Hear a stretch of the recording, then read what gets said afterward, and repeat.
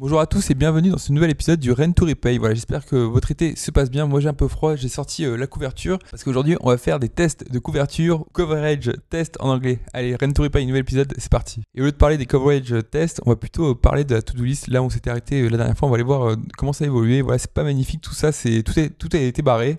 Enfin quasiment tout, il y a juste la partie à débattre, mais voilà, là je peux pas débattre tout seul. Donc voilà, pour en revenir rapidement au Rent to Repay, donc ça y est, ça prend en compte les ARM USDC et les ARM Wrapped-XDAI, parce que dans le cas actuel, si le Rent to Repay marchait avec le Wrapped-XDAI, ça n'aurait pas fonctionné pour un utilisateur, tout simplement parce que les loyers sont disperses, envoyés en XDAI, en token natif de la blockchain USDC. Du coup, j'ai fait les supply tokens, les ARM USDC ou ARM Wrapped-XDAI, et je vais prendre un petit instant avec vous pour vous expliquer vraiment comment ça fonctionne. Parce que voilà, au début, je m'étais un peu compliqué la tâche. Voilà, ça c'était une conversation que j'avais fait avec ChatGPT pour essayer de comprendre. Pour rappel, l'USDC qui est ERC20, quand vous faites un balance off, quand vous avez 1000 USDC, ça va vous renvoyer une valeur de 1000 avec bien sûr 10 puissance 6 parce qu'il y a 6 chiffres après la virgule. Sur le ARM, le supply token, et ben, par exemple, vous allez avoir 1000 ARM tokens, enfin, on va dire physiquement, mais ça va vous renvoyer en fait la valeur en USDC. Donc c'est pas directement intuitif, et pour avoir la valeur on va dire réelle, les parts entre guillemets, il faut appeler la fonction scaled balance off. Et pareil, tout ce que je dis pour USDC est valable aussi pour le Wrapped-XDAI. Par exemple, dans ce cas réel de l'USDC, on voit que en ARM USDC physiquement, il y avait 916 parts. Je vous rappelle que les tokens de supply c'est un système de parts, on va dire dans la pool de liquidité ou dans le vol. Le balance off donc vous renvoie la valeur en USDC, et vous voyez très bien que là par exemple quand je fais un balance off pour le même wallet, il y avait 916 parts. Par contre la valeur fiduciaire entre guillemets en USDC, c'était 1029 USDC. Donc j'ai effectué un transfert tout simplement de ARM USDC, de pile 1 ARM USDC, mais je ne savais pas si ça allait transférer une part ou un USDC. Bon, la réponse, c'est que ça transfère des USDC. Donc ça a été beaucoup plus simple dans le raisonnement du Rent to Repay, parce que voilà, je vais continuer de scroller vers le bas, et au début j'étais parti sur un index de liquidité, en gros un facteur pour savoir le rapport entre la part et l'USDC. Voilà, pour rappel, vous avez la courbe du temps. On va dire que vous êtes là, on va dire T0. Au tout début, c'est la première interaction avec le RMM ou même AAV, c'est le même fonctionnement. Vous avez un supply token, je vais mettre juste un S. En fait, plus le temps passe, par exemple, je sais pas moi, à T1, si c'est rien passé, bien sûr, vous allez avoir tout simplement la valeur de cette part qui va augmenter. Et il y a tout simplement un facteur pour calculer. Voilà, je l'avais imaginé comme ça. En fait, avec les transferts, c'est beaucoup plus simple. Et pour vous imaginer, voilà, on est sur Newsyscan. J'ai pris le token, je sais plus c'est lequel, je crois que c'est l'USDC. On va aller se voir ensemble un transfert. Par exemple, allez, je prends le premier. Voilà, on voit que c'est le wallet 7D0A qui interagit avec le wallet 62.6A. Et d'ailleurs, vous voyez, point intéressant, c'est que la fonction, l'adresse nulle plutôt, a aussi interagi avec ces deux wallets. Et pourquoi il y a 3 logs, 3 transferts? Tout simplement parce que c'est norme ERC20, pour vulgariser, je ne suis pas encore spécialiste. Dès que vous allez manipuler des tokens ERC20, vous allez émettre un log sur la blockchain, un emit. C'est ce que vous voyez par exemple sur un scanner, un explorateur de blockchain. D'ailleurs, on dirait bien que les 3 lignes là, c'est le même transaction ID. On voit que ça commence par F94D, F94D et F94D. Donc là, j'ai ouvert le bloc, on se retrouve dessus. Et comment ça s'est passé? C'est pas très lisible. Je vais mettre en net transfert, voilà, ce sera plutôt plus lisible. Donc le premier wallet, celui qui commence par 90C5, il a envoyé tout simplement 522 ERC20 ARM USDC, donc du supply token. Donc il a envoyé vers une autre adresse. On pourrait croire qu'il n'y a que 2 adresses. Maintenant, il y a aussi la fonction nulle. Pourquoi il y a 3 lignes, wallet A, wallet B, mais aussi l'adresse nulle qui est un mint, et le fait d'émettre sur une blockchain? Tout simplement parce que c'est encore lié au temps. Voilà, donc dans ce cas-là, on va dire qu'à T0, j'ai mis T10 j'ai changé les indices, voilà, c'est pour la gestion du temps qui est différente. Alors je sais que la première interaction est beaucoup plus vieille, beaucoup plus ancienne que le wallet A, je vais vous l'expliquer pourquoi. Et changer de couleur, je vais prendre le vert, on va se mettre par exemple là, et on va mettre un indice totalement fictif, on va le mettre à T2 par exemple. Le wallet A commence à interagir avec le RMM ou AAV, de toute façon c'est le même fonctionnement. Donc on va dire que dans ce cas-là, il dépose aussi lui aussi un USDC, donc il va recevoir un RM USDC. Et vous voyez qu'entre T0 et T2, en fait le wallet B et le wallet A, ils ont tous les deux reçu un ARM USDC. Problème, c'est qu'ils n'ont pas le même poids au final dans la pool, ils n'ont pas le même actionnariat, et en fait c'est ça, ils n'ont pas le même poids, ils n'ont pas la même part, entre guillemets, pas le même actionnariat, et ça c'est géré en fait dans la pool. Et je vais prendre des valeurs totalement fictives. On va dire que le wallet A a un coefficient de indice. Donc par exemple, quand il a un supply token, ça donne 1,1 USDC. Et le wallet B, il a aussi un supply token, mais par contre, il n'a pas le même facteur, le même indice de liquidité. Je ne sais pas trop comment les appeler. Voilà, on va se mettre là. On va dire que c'est 1,23. Voilà. No, God! Alors, je reviens en arrière. Ça sera plus simple pour les calculs. On va dire que le wallet B, il a un indice de liquidité, un facteur, je ne sais pas trop comment l'appeler, de 1,5. Donc, lui, son supply token, ça représente 1,5 USDC. Et du coup, qu'est-ce qui se passe quand, par exemple, le wallet A veut envoyer un token au wallet B? Ils n'ont pas le même facteur. On va appeler la fonction de transfert avec la valeur fiduciaire, faciale, je ne sais pas trop comment dire, de l'USDC. Et on va dire qu'il veut envoyer 0,5 USDC. Si je fais mon tableau en token et en supply, on sait qu'en fait, le wallet A, il va passer à 0,6 USDC. Donc du coup, en supply, je ne sais pas combien ça fait 6 divisé par 11, mais je vais prendre des gros raccourcis. Ça doit faire 0,55, je crois, ou 58, je ne sais pas trop. Maintenant, qu'est-ce qui va se passer pour le wallet B? Eh ben, il va recevoir ses 0,5, ok, il va passer à 2 USDC. Et comme lui, il a un facteur de 1,5, il va passer à, roulement de tambour, A few moments later. Voilà, et là c'est le moment où je suis parti en impro et j'ai pas pris les bons chiffres. Bon, bref, c'est pour vous faire comprendre. Donc s'il a 2 USDC à 1,5, ça doit faire, je sais pas moi, 2 divisé par 1,5. Et 2 divisé par 1,5, ça fait pile 4 tiers. Comme quoi, on peut ajouter un bon gros tiers et dépasser les tiers. Donc du coup, comment le système, le RMM AAV régule tout simplement ses supply tokens? Et ben là, dans ce cas-là, il va en burn. Pourquoi je dis ça? Parce qu'en fait, on avait vu que le supply token, il y en avait un sur wallet et il aurait dû recevoir 5 divisé par 11. Parce qu'il nous fait pile 16 divisé par 11. Or, 16 divisé par 11, même si c'est un peu proche, là, ça fait pas 4 tiers. Alors, je vais pas faire le calcul, je vous l'avoue, mais les 5 onzièmes, quand ils sont prélevés du wallet A, ils passent par le RMM, grosso modo. Et en fait, il y a une partie qui va au wallet B et une autre partie, dans ce cas-là, qui est burn. Et si c'était à l'inverse, la logique était différente. Et bien là, c'est le mécanisme inverse. Au lieu de burn des supply tokens, on en mint. Du coup, on en revient à une transaction et on voit que c'est ce qui s'est passé.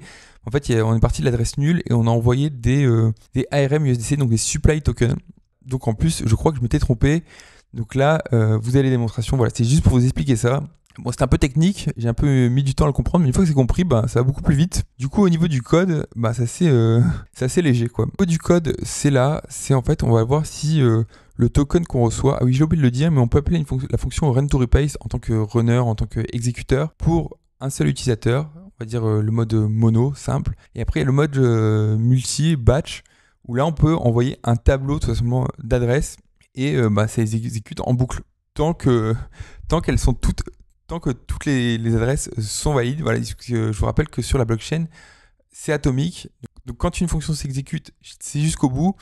Et si par exemple vous envoyez un tableau de 10 valeurs, enfin de 10 adresses autant pour moi, et la 8e est fausse, ça s'arrête, donc ça reverte la fonction, il n'y aura pas d'impact sur la blockchain. Voilà, et j'ai oublié de le dire aussi, mais la structure des tokens a changé. En gros, c'est juste que je stocke une triplette. Voilà, on était sur les 4 tiers, on va rester dans le sud, on va faire une triplette, mais pas de pétanque, mais de tokens. Donc il y a le token nominatif, on va dire le stablecoin, le supply token et le debt token. Et juste rapidement, le supply token, c'est géré là, on détecte si c'est un supply token, oui ou non. Et comme je vous disais, il y a une fonction en plus, dans le sens où il faut certes rapatrier les fonds. Ok, super, on peut envoyer la valeur nominale, par exemple 10 USDC, ça va nous renvoyer la valeur en supply token exact, par exemple 9,5 ARM USDC. Là, on calcule les frais. Par contre, ce qui va être utilisé pour rembourser la dette de l'utilisateur, il faut les convertir. Donc, il faut appeler la fonction withdraw. C'est ce que vous avez là. Là, j'y vais franchement... là, je suis pas confiant. J'ai juste fait un require pour, voilà, s'il y a un souci, on sait jamais. Mais il faut que le montant qui soit demandé à être retiré soit exactement le même. Et pareil, j'ai fait le petit test manuel. J'ai juste fait un withdraw sur le RMM et le montant, c'est bien le montant en USDC. Et c'est pas le montant en scaled balance off. Pareil pour info, l'actif, c'est la valeur du token dans ce cas-là. Voilà, je suis désolé si je vous perds un peu. J'ai passé le week-end là-dessus. Mais au moins, ça avance et je vais livrer enfin. Ouais, au passage, j'ai un mois de retard. On est le 13 juillet. J'avais prévu dans le calendrier de base de livrer le 15 juin, mais c'est pas du tout ça. Et je me dépêche pour revenir rapidement au supply token. La petite particularité, c'est que voilà, on repaye, de toute façon c'est de l'USDC, on n'a pas le choix. Mais j'ai volontairement laissé le fait que le runner, le liquidateur ou la DAO reçoivent en ARM USDC quand c'est possible. Je me suis mis du point de vue de la DAO, je me suis dit c'était plus sympa que déjà leur liquidité travaille et aussi ils promuent leur produit, tout simplement le RMM. Voilà. Et après, j'ai pas épilogué.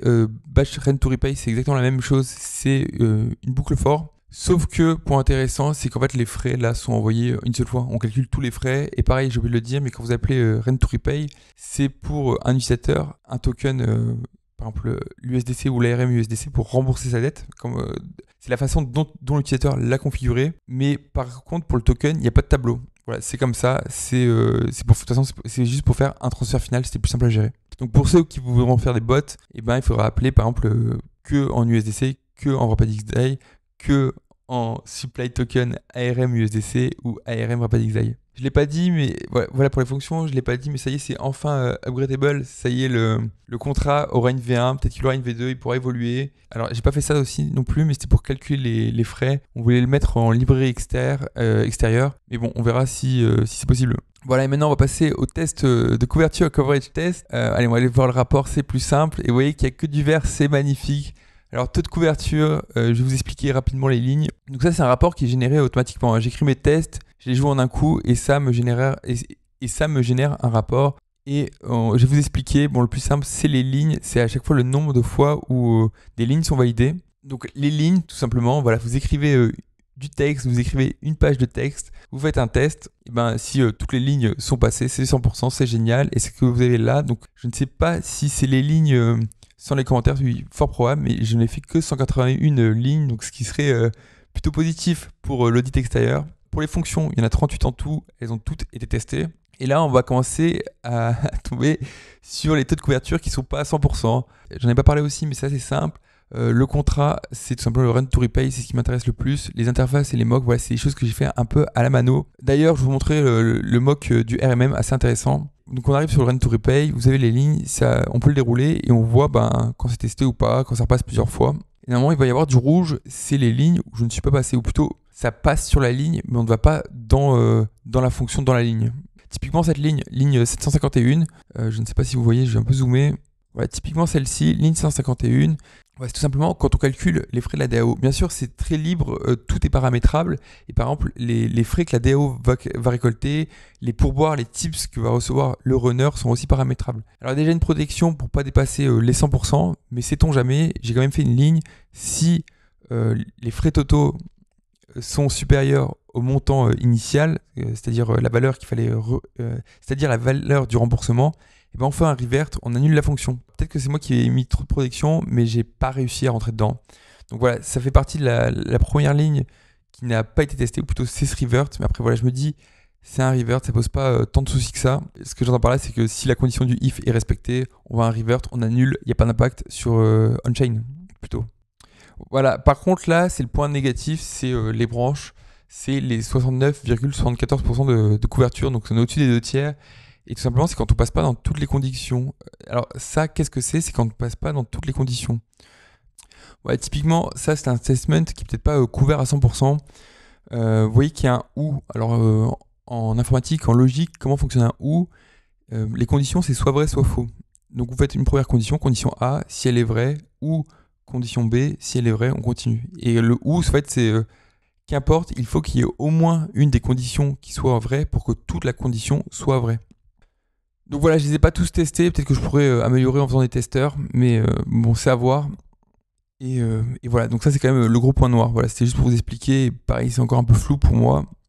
Aussi, point important, comme je n'ai pas le RMM en local, j'ai fait des mocks, des maquettes. Et par exemple, quand vous voyez dans le code rmm.repay, ça va appeler la vraie fonction sur Gnosis. Et quand je teste en local, ça appelle une maquette. Et Mickaël m'avait dit fais attention parce que voilà, il y a des cas quand on va par exemple repayer pour 10 USDC et qu'il reste 9,8 USDC de dette. Donc la valeur qui va être vraiment remboursée, c'est 9,8. Et du coup au niveau des fonctions, c'est comme si le amount for repay valait 10 et le actual amount repay valait tout simplement 9,8. Sauf que moi, j'ai fait quelque chose de très simple, je vous l'ai montré à l'épisode précédent dans le RMM, mais je pouvais pas rentrer dans cette condition de différence. Donc du coup, en fait, j'ai commencé à faire des modes de test dans le RMM. Donc voilà, c'est tout simplement pour tester ce cas-là de delta, entre guillemets.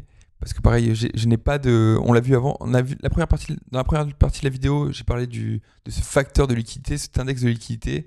Pareil, je me suis pas embêté à le reproduire. Donc j'ai tout simplement fait un mode 0, mode par défaut, on rembourse tel quel, c'est-à-dire on envoie 10, ça renvoie 10. Après j'ai fait un mode à 1, et lui qu'est-ce qu'il fait? Il fait juste une différence de 100 way pour avoir un delta, et pour bien s'assurer que en fait, le surplus, comme il a été rapatrié sur le smart contract du Rent to Repay, il soit ensuite bien rapatrié sur le wallet de l'utilisateur. Pour améliorer son expérience utilisateur et que ça lui coûte le moins cher possible. De toute façon, ça ne lui a pas coûté autant.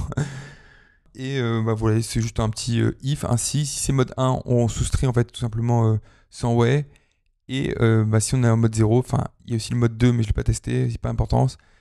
Donc autre cas, mode 0, on rembourse 10 USDC, on renvoie 10 et c'est fini. Ah oui, je ne vous l'ai pas montré, mais je vais aussi vous le montrer, parce que voilà, j'ai montré toutes les commandes que j'ai fait depuis le début. Par exemple, comment lancer un nœud. Quand vous voulez faire des coverage tests, vous avez juste à faire npx hard hat coverage et vous n'avez pas besoin de lancer le nœud. Voilà, j'appuie sur entrée. Vous voyez que ça compile. Et là, ça me joue en fait tout simplement tous les tests. Voilà, avec des petits logs parce que je vérifie à chaque fois. Et à la fin, ça nous sort le petit tableau. Voilà. Donc là, c'est directement dans la console, mais ça nous génère encore le rapport. Voilà. Et si vous voulez juste ouvrir le rapport, vous faites open espace coverage / index.html et ça vous redirige sur cette page. Donc voilà, c'est quasiment terminé pour moi. Il me reste juste à faire un petit papier pour expliquer chaque fonction pour, en fait, tout simplement pour que Realty, leur partie team blockchain, puisse faire un premier regard et dire si c'est OK et si on passe sur ces polis à la blockchain de test. J'espère que le visionnage vous a plu, vous avez appris des choses, ça vous a apporté de la valeur. Si vous avez des questions, n'hésitez pas. Petit like, petit abonnement et je vous dis à très vite. Allez, ciao.